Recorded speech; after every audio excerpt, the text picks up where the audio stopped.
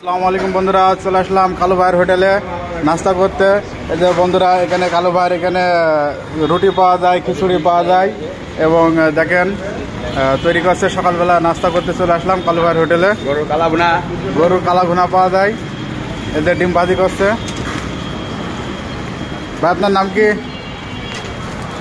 আমার নাম মোহাম্মদ বাবলু শেখ। বাবলু শেখ। বাসা কোথায়? চুয়াডাঙ্গায়। চুয়াডাঙ্গায়। কত বছর ধরে কাজ করছেন এখানে? কত বছর আছেন এই জায়গায়? এই জায়গায় আছে সীমিত দিন।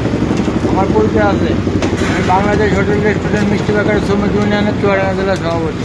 আচ্ছা, এবার আমরা চলে যাই হোটেল মালিক কালু ভাইয়ের কাছে। কালু ভাই, আসসালামু আলাইকুম, ভালো আছেন আপনি? ওয়ালাইকুম আসসালাম রহমতুল্লাহি ওয়া বারাকাতুহু। তো কালু ভাই, আপনার এখানে কি কি পাওয়া যায়? রাজহাঁস, কোয়েল পাখি, মুরগির রোস্ট, মুরগির লটফটিক, চই ঝালের মাংস, গরুর কালা ভুনা, লাল ভুনা, আপনার হচ্ছে খাসির ভুড়ি ভাজি, খাসির কলিজা, খাসির মাংস, খাসির নিহারি, গরুর নিহারি, পোলট্রি মুরগি সব। এই যে এটা ভাজা মাংস, তাই তো কালু ভাই? এটা হলো ভাজা মাংস। এই যে দেখেন, এটা হলো ভাজা মাংস। ভাজা মাংস দেখেন, ভাজা মাংস। আর এই যে কালু ভাইয়ের হোটেল এটা।